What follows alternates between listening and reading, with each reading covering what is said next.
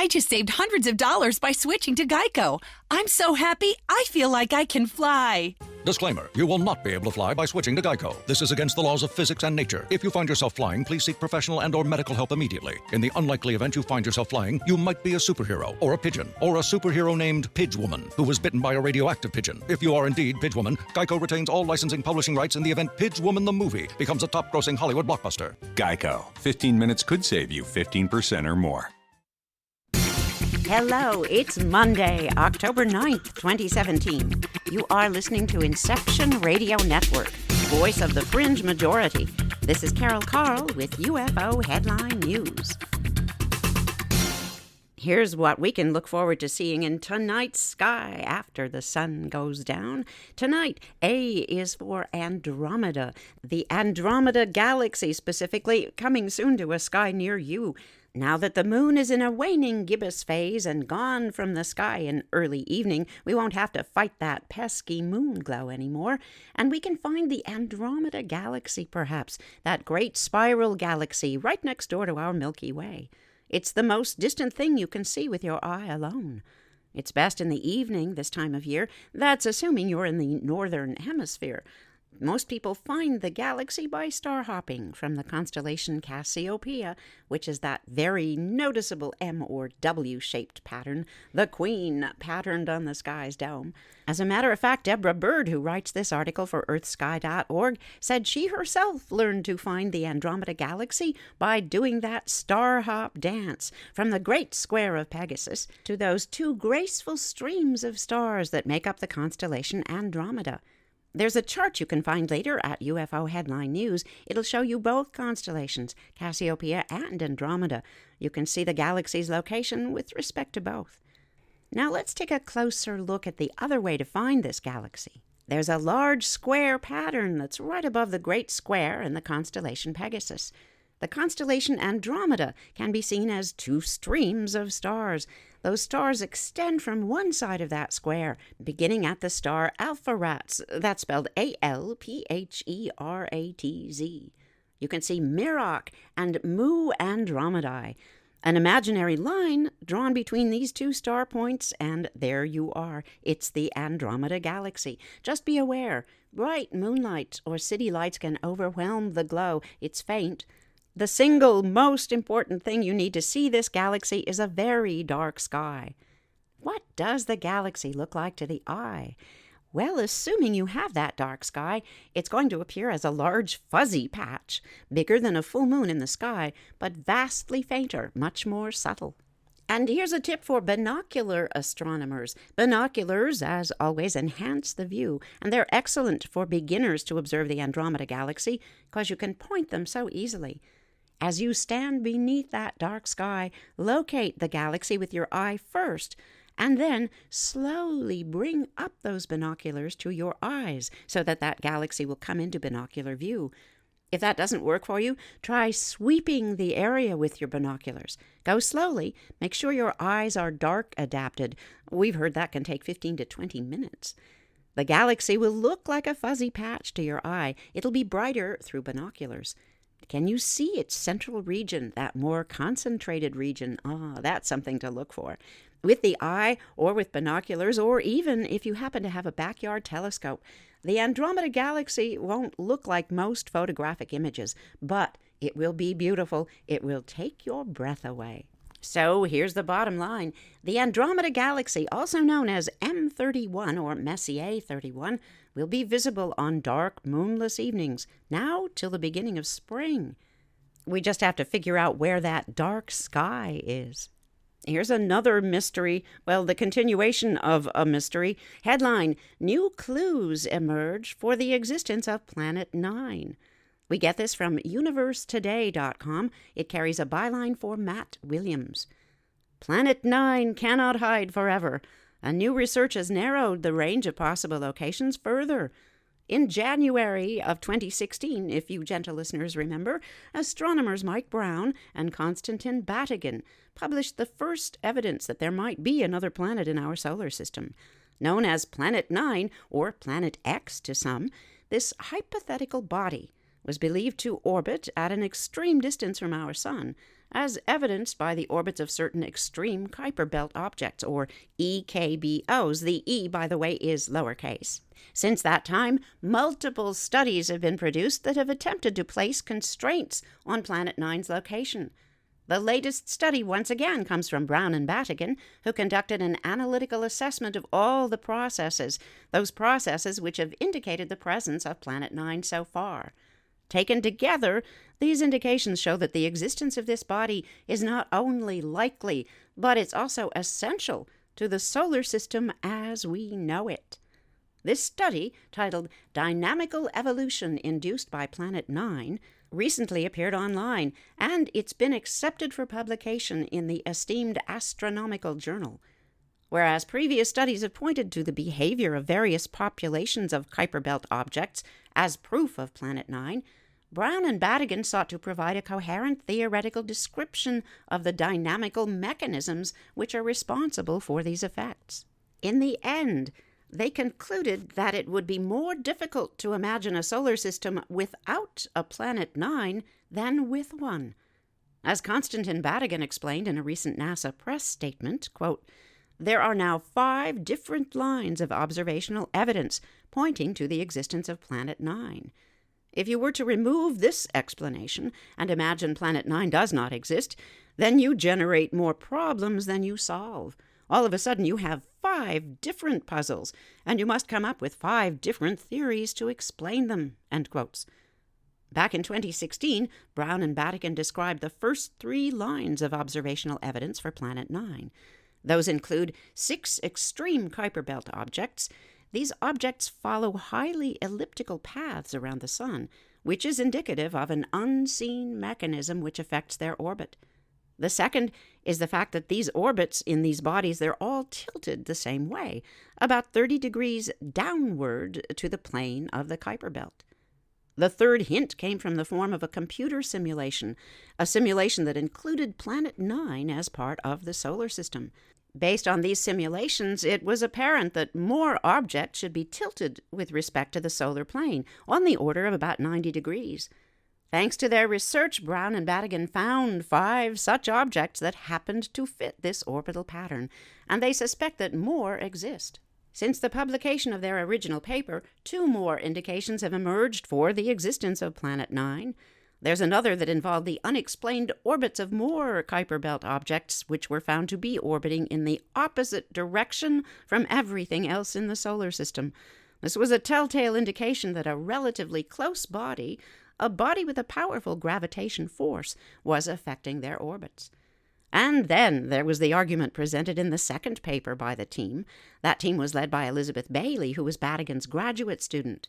This study argued Planet Nine was responsible for tilting the orbits of the solar planets over the past 4.5 billion years. This not only provided additional evidence for Planet Nine, but also answered a long-standing mystery in astrophysics: why the planets are tilted 6 degrees relative to the Sun's equator.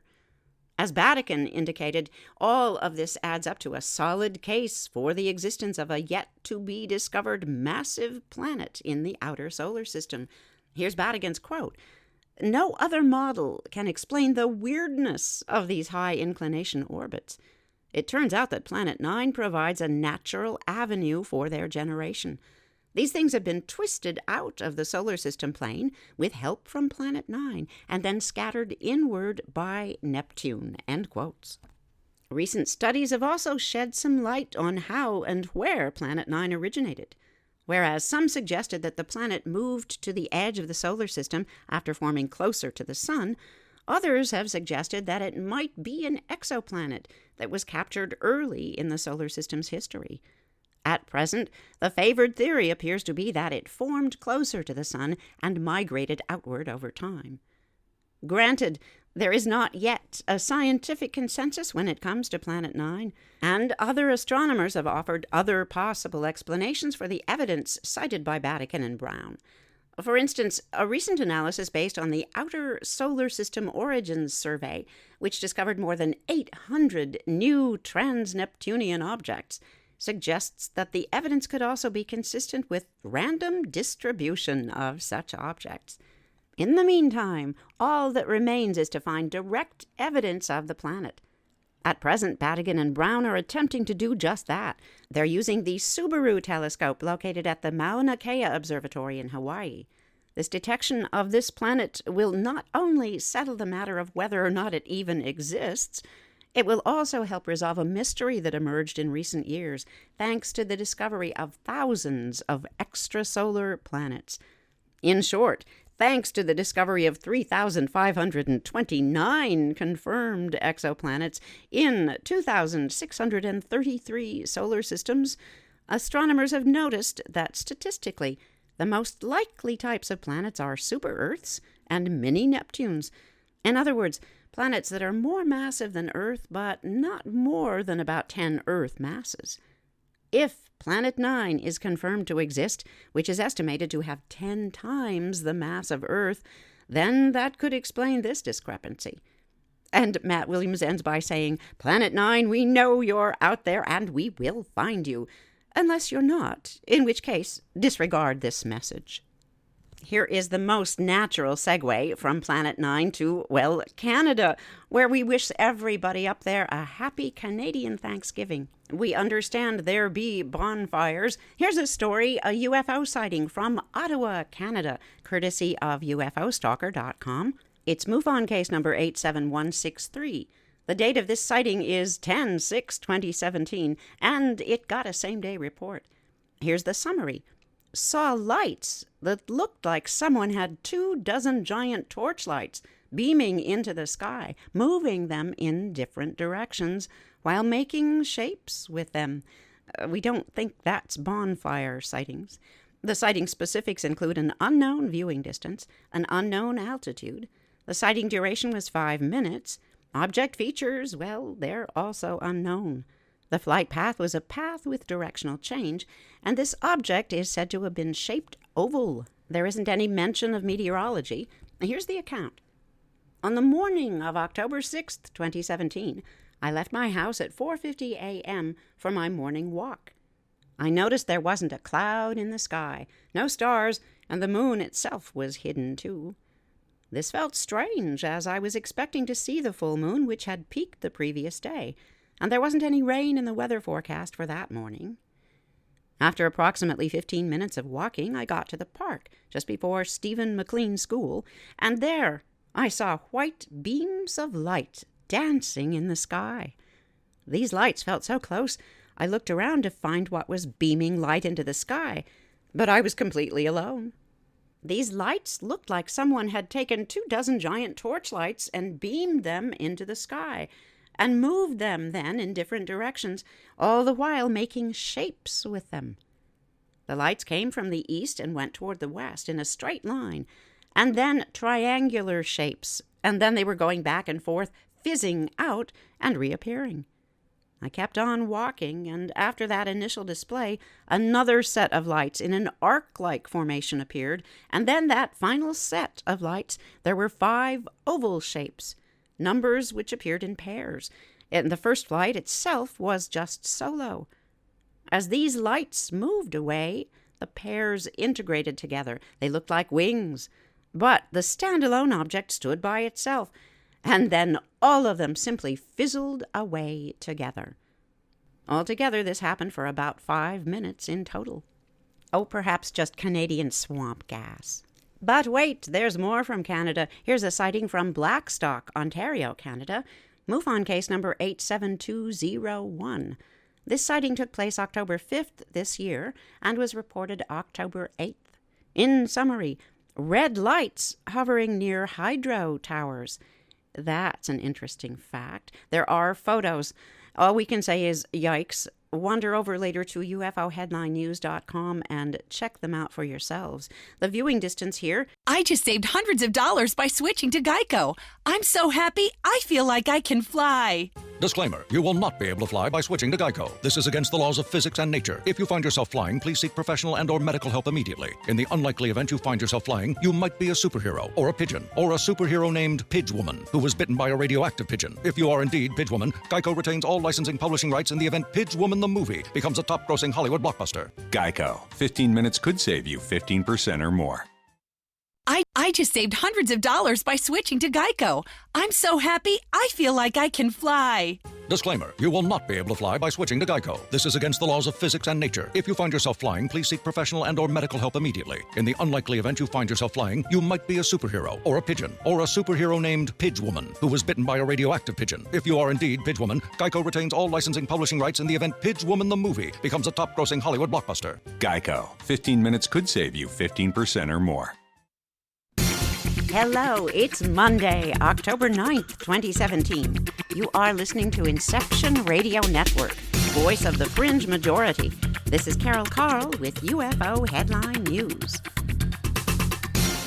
Here's what we can look forward to seeing in tonight's sky after the sun goes down. Tonight, A is for Andromeda, the Andromeda galaxy specifically, coming soon to a sky near you. Now that the moon is in a waning gibbous phase and gone from the sky in early evening, we won't have to fight that pesky moon glow anymore, and we can find the Andromeda galaxy perhaps, that great spiral galaxy right next door to our Milky Way. It's the most distant thing you can see with your eye alone. It's best in the evening this time of year. That's assuming you're in the Northern Hemisphere. Most people find the galaxy by star hopping from the constellation Cassiopeia, which is that very noticeable M or W-shaped pattern, the Queen patterned on the sky's dome. As a matter of fact, Deborah Bird, who writes this article for earthsky.org, said she herself learned to find the Andromeda galaxy by doing that star hop dance from the Great Square of Pegasus to those two graceful streams of stars that make up the constellation Andromeda. There's a chart you can find later at UFO Headline News. It'll show you both constellations, Cassiopeia and Andromeda. You can see the galaxy's location with respect to both. Now let's take a closer look at the other way to find this galaxy. There's a large square pattern that's right above the Great Square in the constellation Pegasus. The constellation Andromeda can be seen as two streams of stars. Those stars extend from one side of that square, beginning at the star Alpheratz. That's spelled Alpheratz. You can see Meroc and Mu Andromedae, an imaginary line drawn between these two star points, and there you are. It's the Andromeda galaxy. Just be aware, bright moonlight or city lights can overwhelm the glow. It's faint. The single most important thing you need to see this galaxy is a very dark sky. What does the galaxy look like to the eye? Well, assuming you have that dark sky, it's going to appear as a large fuzzy patch, bigger than a full moon in the sky, but vastly fainter, much more subtle. And here's a tip for binocular astronomers. Binoculars, as always, enhance the view, and they're excellent for beginners to observe the Andromeda galaxy because you can point them so easily. As you stand beneath that dark sky, locate the galaxy with your eye first, and then slowly bring up those binoculars to your eyes so that that galaxy will come into binocular view. If that doesn't work for you, try sweeping the area with your binoculars. Go slowly. Make sure your eyes are dark adapted. We've heard that can take 15 to 20 minutes. The galaxy will look like a fuzzy patch to your eye. It'll be brighter through binoculars. Can you see its central region, that more concentrated region? That's something to look for. With the eye or with binoculars, or even if you happen to have a backyard telescope, the Andromeda galaxy won't look like most photographic images, but it will be beautiful. It will take your breath away. So here's the bottom line. The Andromeda galaxy, also known as M31 or Messier 31, will be visible on dark, moonless evenings, now till the beginning of spring. We just have to figure out where that dark sky is. Here's another mystery, well, the continuation of a mystery. Headline, New Clues Emerge for the Existence of Planet 9. We get this from universetoday.com. It carries a byline for Matt Williams. Planet 9 cannot hide forever. A new research has narrowed the range of possible locations further. In January of 2016, if you gentle listeners remember, astronomers Mike Brown and Konstantin Batygin published the first evidence that there might be another planet in our solar system. Known as Planet 9, or Planet X to some, this hypothetical body was believed to orbit at an extreme distance from our Sun, as evidenced by the orbits of certain extreme Kuiper Belt objects, or EKBOs. The E, by the way, is lowercase. Since that time, multiple studies have been produced that have attempted to place constraints on Planet Nine's location. The latest study, once again, comes from Brown and Battigan, who conducted an analytical assessment of all the processes, those processes which have indicated the presence of Planet Nine so far. Taken together, these indications show that the existence of this body is not only likely, but it's also essential to the solar system as we know it. This study, titled Dynamical Evolution Induced by Planet Nine, recently appeared online, and it's been accepted for publication in the esteemed Astronomical Journal. Whereas previous studies have pointed to the behavior of various populations of Kuiper Belt objects as proof of Planet Nine, Brown and Battigan sought to provide a coherent theoretical description of the dynamical mechanisms which are responsible for these effects. In the end, they concluded that it would be more difficult to imagine a solar system without a Planet Nine than with one. As Konstantin Battigan explained in a recent NASA press statement, quote, "There are now 5 different lines of observational evidence pointing to the existence of Planet Nine. If you were to remove this explanation and imagine Planet Nine does not exist, then you generate more problems than you solve. All of a sudden you have 5 different puzzles, and you must come up with 5 different theories to explain them." End quotes. Back in 2016, Brown and Battigan described the first 3 lines of observational evidence for Planet Nine. Those include 6 extreme Kuiper Belt objects. These objects follow highly elliptical paths around the Sun, which is indicative of an unseen mechanism which affects their orbit. The second is the fact that these orbits in these bodies, they're all tilted the same way, about 30 degrees downward to the plane of the Kuiper Belt. The third hint came from the form of a computer simulation, a simulation that included Planet Nine as part of the solar system. Based on these simulations, it was apparent that more objects should be tilted with respect to the solar plane, on the order of about 90 degrees. Thanks to their research, Brown and Battigan found 5 such objects that happened to fit this orbital pattern, and they suspect that more exist. Since the publication of their original paper, 2 more indications have emerged for the existence of Planet Nine. There's another that involved the unexplained orbits of more Kuiper Belt objects, which were found